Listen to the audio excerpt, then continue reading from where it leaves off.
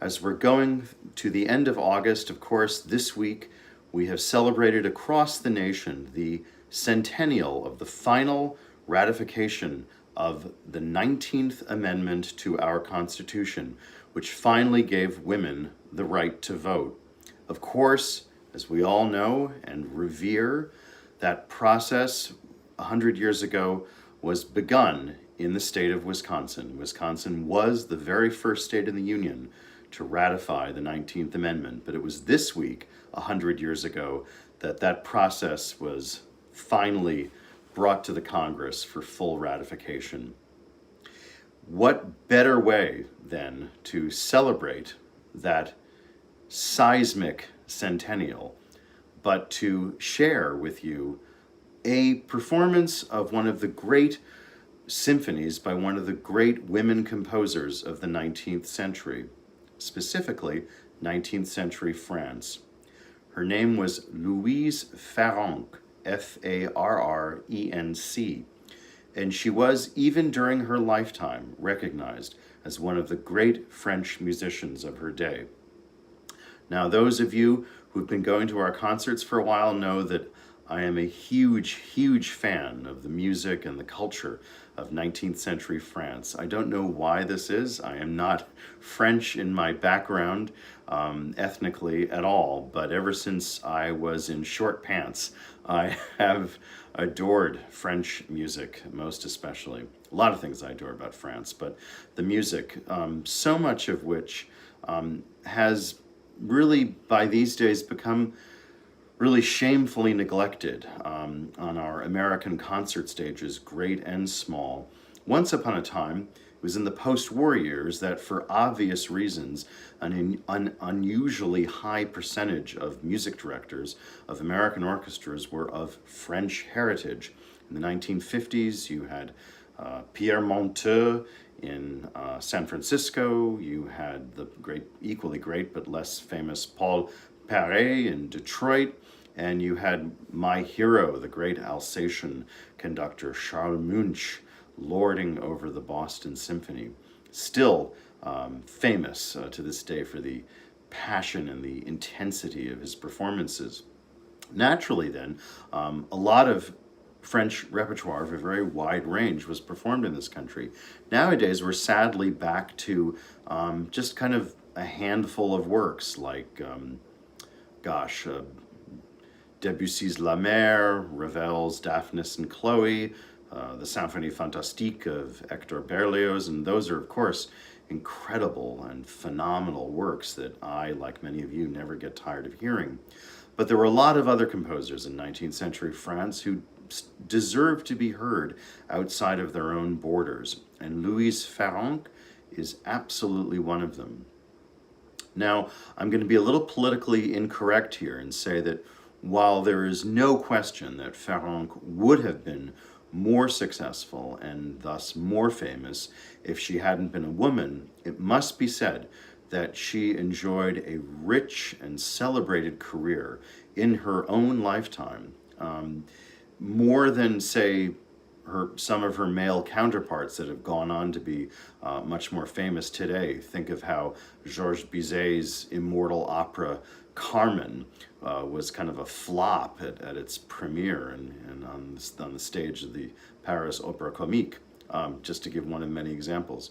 But seriously, Farrenc, if she had been Louis Farrenc instead of Louise Farrenc, she would have had more recognition as a composer. But it must be said in tribute to the culture of France, which at its best has always been within its traditions, which it to this day guards zealously. It has been inherently more tolerant and cosmopolitan. Farrenc was in her lifetime, as I've said, truly, not amply, not adequately, but she was recognized for her gifts, not only as a composer, but even more so as one of the great pianists of her time. In this great French tradition, Louise Farrenc, who was born Louise Dumont, was from the very beginning encouraged in her own artistic interests. She grew up in Paris, and she came from a family of artists. Her father and later her brother were both very famous sculptors. And again, in this kind of cosmopolitan French tradition, being a kind of a successful family of sculptors, for example, would be like today being a successful family of entrepreneurs out in Silicon Valley. In 19th century France, culture was what you did. Nowadays, so many young people aspire to go into STEM and write code, and that's incredibly important and relevant. But if you can imagine in 19th century France, if you were bright and ambitious, you would want to be like a sculptor or a painter or a musician.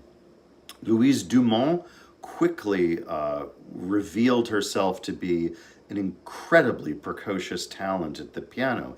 And again, her parents, in encouraging her talent, sent her to study with two of the greatest pianists of the early 19th century, Johann Nepomuk Hummel and Ignaz Moscheles, both of whom had been kind of rivals of Beethoven, kind of successors, I should say, to Beethoven in the tradition of the Central European tradition of the virtuoso pianist and composer, two of the very greatest pianists of the time in the early 19th century. She then studied composition privately with a very important composer and teacher who, if you are a player or enthusiast of woodwind music, the name you probably know, Anton Reicha, R-I-C-H-A, again, who'd been a colleague of Beethoven, and he taught at the Paris Conservatory. One of his most famous pupils was a composer we'll be getting to in a couple of weeks, the great César Franck. But Reicha taught many, many great musicians of 19th century France, and one of his pupils was the young Louise Dumont, though she was only allowed to study composition with Reicha privately. She was not allowed to take classes at the Paris Conservatory because, again, just to stick to the facts, the Paris Conservatory at that point was open only to men for enrollment. But she studied with Reicha privately and excelled. While at the conservatory, studying again privately, but still kind of being there, she met and fell in love with a young flutist or flautist, Aristide Farrenc, and they soon married, and together, and this is also very, again, history is always more complicated than we think. Monsieur and Madame Farrenc quickly became very successful musical entrepreneurs. They founded their own music publishing house, Éditions Farrenc, which for most of the 19th century was one of the leading music publishing houses in Paris. So again, this is truly the 19th century equivalent of a young husband and wife team who, again, go out to Silicon Valley or, I don't know, make it on Wall Street or again, anywhere in the upper Midwest, established their own manufacturing company and are hugely successful. In 19th century France, it was about doing something like a music publishing house. And they were very successful, very established, and very admired. Farrenc quickly, by the late 1820s, 1830s, was quickly being recognized as one of the leading pianists of her time, of either gender. She, by the 1830s, really had become the French equivalent of that other great trailblazing woman pianist and occasional composer, Clara Schumann, a figure we have talked about quite a lot because, of course, we celebrated her music this past June with my good friend Lucille Chung at the piano. Clara Schumann, of course, was the wife of Robert Schumann and again, universally recognized as one of the great pianists of her time from Germany. And Louise Farrenc was very much the Parisian equivalent.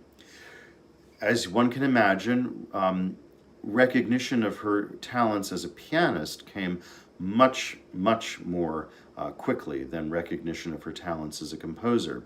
She was appointed in the 1830s as the permanent professor of piano at the Paris Conservatory, which again, ironically, still did not admit women as students, but her talent, Louise Farrenc, her talent was so extraordinary that the faculty of the Paris Conservatory had no choice but to make her a fully fledged, as we would say now, a tenured professor of piano. It was not until 10 years into her career at the Conservatory that she was finally paid as much as her male counterparts. She spent a good 10 years lobbying to get equal pay for equal work, and she finally did. So she was like the Lily Ledbetter of her time, as a great musical artist of 19th century France in that regard. Her compositions were slowly but surely recognized. In the 1840s, there was a performance of a chamber work of hers, a nonette, an extended work for 9 musicians, and the violinist in the ensemble at this performance was none other than Joseph Joachim, who was the colleague, friend, really confidant of Johannes Brahms, and one of the very greatest violinists of the 19th century, one of the greatest violinists of all time. He was the violinist in this performance, and he heartily endorsed the talent of Madame Farrenc as a composer. So recognition slowly but surely finally came. Even then, it was very, very difficult for a woman in 19th century France to be recognized as a composer of orchestral works like symphonies. You could be accepted and lauded and supported as a great pianist. You could be accepted and lauded and supported as a composer of chamber music, music people play in their living rooms. But as a composer of symphonies, well, that was something else again. Of her 4 symphonies, however, one of them she was, thank goodness, able to hear a live performance of in her lifetime. And it was the work we're going to share now, the Symphony Number 3 in C minor. Of course, C minor, again, you remember how I talked about key signatures as a way composers would signal to their audience in the 19th century. C minor, of course, is immortally the key signature of Beethoven's Fifth Symphony. And so here she's making a bold, bold statement. She's going to go head to head, mano a mano, with Ludwig van Beethoven in writing in a classical symphony in the usual traditional 4 movements in the very kind of thunderous early Romantic mid-19th century style. And that it very much is. And Louise Farrenc did hear this work performed in her lifetime in a public performance by what was then, as Richard Wagner famously noted in his memoirs, the greatest orchestra in Europe, the Orchestra of the Paris Conservatory. It was a very special orchestra. It was made up of the faculty and their finest students at the Paris Conservatoire. And it was known all over the world. It existed until the mid-1960s, when the French government amalgamated several orchestras into what we now know and admire as the Orchestra de Paris, one of the great, great orchestras of the world in its own right. But it was called the, if I can get the name right, the l'Orchestre du Société des Concerts du Conservatoire de Paris. And it was, again, in the 1830s and 1840s, unquestionably, the greatest orchestra in the world. So it was they who gave the world premiere of this Symphony Number 3 in C minor, and fittingly, it's now one of the successor orchestras to that Paris Conservatory Orchestra, another of the great orchestras of Paris that here performs it in a recent live performance. The Symphony Number 3 in C minor by the great and to this day unrecognized woman composer, one of the great musical figures of 19th century France, Louise Farrenc.